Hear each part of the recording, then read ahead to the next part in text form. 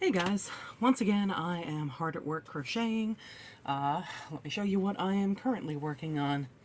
It is another doll for the second raffle that I want to get done for the WhoCon in August. This is going to be Martha Jones from the Journey's End finale. I think it's, yeah, the season 4 finale where 10, Metacrisis 10, Donna, Sarah Jane, Martha, Rose, Jackie Tyler, Jack Harkness, they're all in the TARDIS, controlling things and bringing Earth back to where it belongs and all the excitement that's in that episode. But anyway, all of those characters I'm going to be crocheting for this raffle and hopefully pulling off making a TARDIS console for all of them to stand around. If I pull it off, it's going to be a hell of a display and it will be an awesome raffle for any Whovian to win. So if you are coming to the Long Island WhoCon August 18th through 20th this year, join the raffle, see if you can win this thing. Unfortunately, it will not be shipped. You have to be at the con to enter that, but Long Island WhoCon, check it out. If you can make it, buy a raffle ticket, because this will eventually be Martha Jones, and I've got the rest of them going. Off camera here, I have a chair with everybody from the first raffle that I've made so far, and several of the dolls from the second one. Actually, you know what? Let me grab Jack.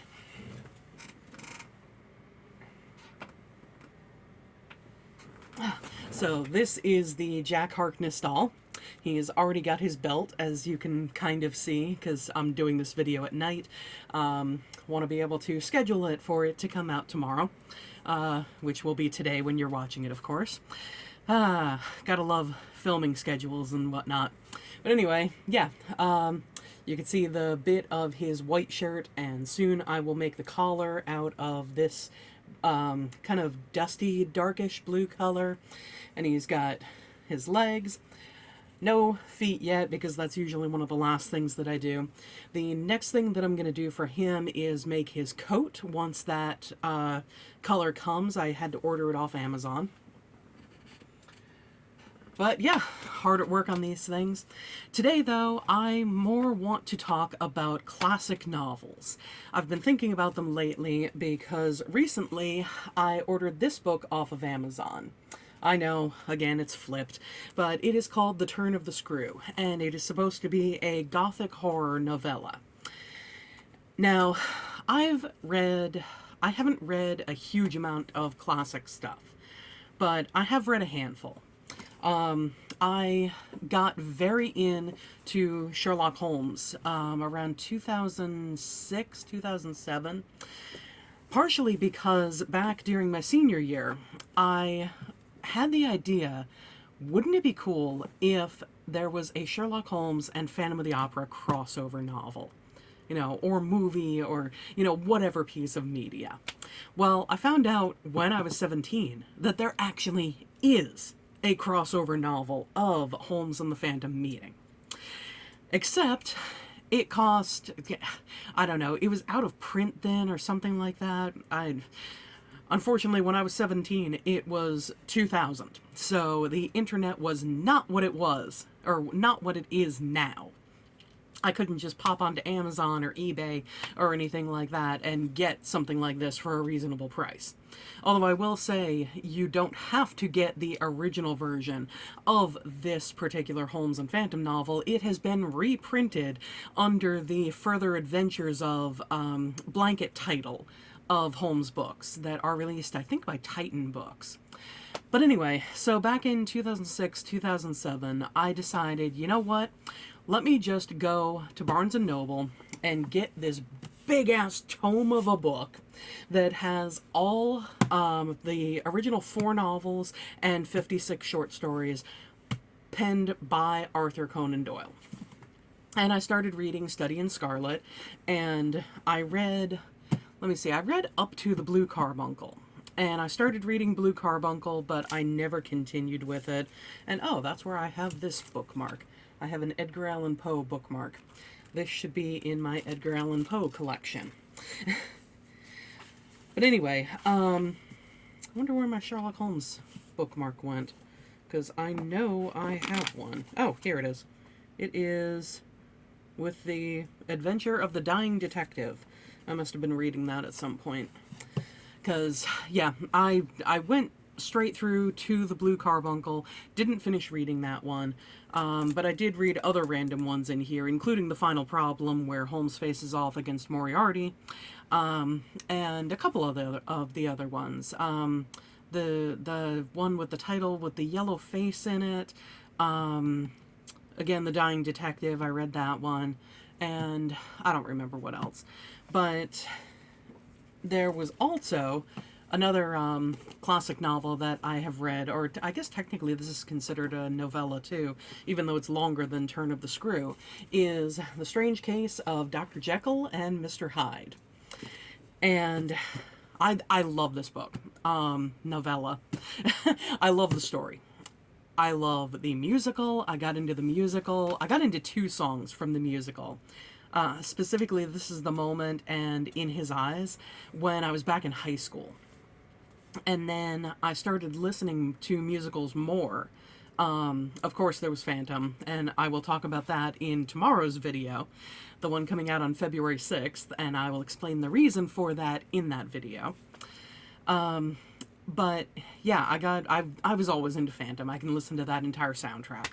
But Les Mis, it was just specific songs. Jekyll and Hyde, it was just specific songs. And around 2008, I listened to, the highlights CD of them both, all the way through. And I loved them. So I was like, all right, I got to get the 2 CD set, full thing, of all that.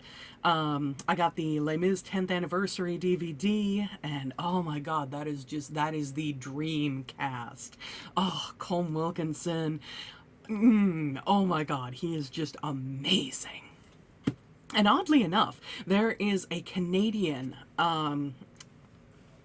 version of Phantom of the Opera, the highlights CD that I have, where Colm Wilkinson in this Canadian production played the Phantom. And it's so weird. Like, he is obviously a very talented, very capable, just amazing singer. And also, in the Les Mis movie, the 2012 one, he is the one who played the Archbishop. But it's so weird because everything that makes him amazing as Valjean makes him such a weird Phantom for me. I don't know, it's just bizarre. Anybody else, if you agree with that, let me know in the comments, because I would love to talk musicals. But anyway, so back to Turn of the Screw, Jekyll and Hyde, and Sherlock Holmes. One thing that I have noticed with classic novels is there are so many different styles that these things are written in. Like, Jekyll and Hyde and a lot of the Holmes stories are very, very manageable. I think everybody thinks of classics and they're like, oh, it's going to be boring, it's going to be dry, it's going to be a slog to get through. It's written in archaic language and, whatever kind of thing. And there are classics that are like that. But I think a lot of that attitude comes from the fact that we get told these things are classics and, they have all this meaning in them and, we're forced by teachers to interpret them and, oh, this is what this means and this is why the author used this color and all that stuff. And let me tell you, I have issues with professors saying this is what the author was meaning with whatever particular passages. I'll probably talk about it in a future video, but there was one Virginia Woolf novel that we were reading in an English class I took in college. And I said to the professor, how do we know that this is what the author meant? How do we know that this is what she was really saying? I mean, this passage here, there was one passage where we read the whole thing, and he was talking about how, it was a manifestation of Virginia Woolf's depression and, things like that. And it talked about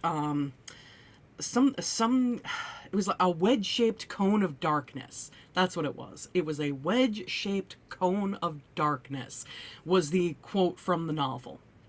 And I looked at him and I was like, seriously, that thing could relate to cheese for all we know. And you know what? I will get on that later because it actually does have a correlation. If you've read the Yellow Wallpaper, you might be able to make the connection. So if you can guess, or if you want to guess, comment in the section below, because I would love to know if anybody else would make that connection. Anyway, though, Jekyll and Hyde and the Sherlock Holmes stuff are very digestible. They are very, very readable things. You know, you can read them now and it's like you're reading something that was published this year. You know, the storytelling might be a little bit different because books now, especially young adult books, have gone to more of, you know, a boom, boom, boom, here's the action, we have to get from point A to point B to point C to the conclusion kind of thing. And there are a lot of books written in the past, you know, especially 100 years ago, are much more of a slow burn kind of thing. If you really want a slow burn, check out Stephen King's stuff, especially something like Salem's Lot, because that book, the progression from normal to what's going on here to holy hell, we're effed, is just, it's amazing. Like it's just seamless. But then you get to something like Turn of the Screw, and let me tell you, it's a novella. I think it's about 100 pages. I am literally on page 17, and this book is such an effort to get through. I mean, let me show you. So here is one sentence from this novella. But it was a comfort that there could be no uneasiness in a connection with anything so beatific as the radiant image of my little girl, the vision of whose angelic beauty had probably more than anything else to do with the restlessness that, before morning, made me several times rise and wander about my room to take in the whole picture and prospect, to watch, from my open window, the faint summer dawn, to look at such portions of the rest of the house as I could watch, and to listen while, in the fading dusk, the first birds began to twitter, for the possible recurrence of a sound or two, less natural and not without, but within, that I had fancied I heard. Yeah, that was one sentence. 1, 2, 3, 4, 5, 6, 7, 8, 9 lines. 9 lines in this freaking thing. And it's not, the print is not, you know, I mean, that was an exceptionally long sentence, but the print is not exceptionally big in this book. The print is pretty normal. You know, it is definitely pretty normal sized for a book. But 9 lines! Oh my god! The sentences make sense. You know, they correctly use commas, they correctly use semicolons, you know, all of that kind of stuff, but oh my god. And you're trying to read this thing and trying to get the, you know, the core meaning of the sentence, and it just keeps going. Kind of like me right now. Yeah, I tend to ramble, I freely admit it. But still, oh god, it is exhausting trying to read this thing. And I'm sitting there, you know, it's a ghost story. I love ghost story. Well, I think it's a ghost story. It's gothic horror, you know, whatever. I love, you know, gothic horror, ghost story, murder mysteries in general. Like, I love that kind of thing. But trying to read these sentences is just insane. But anyway, yeah, tell me what your favorite classic novel is down in the description, or down in the comments, and whatever the other 2 things that I suggested as well. I forget the first one, but I know the second one was if you understood the connection between cheese and a wedge-shaped cone of darkness. Let me know, and you know what? I will see you tomorrow. I will be talking about why February 6th holds such an importance in my life, and I will talk about Phantom of the Opera. See you then. Bye, guys.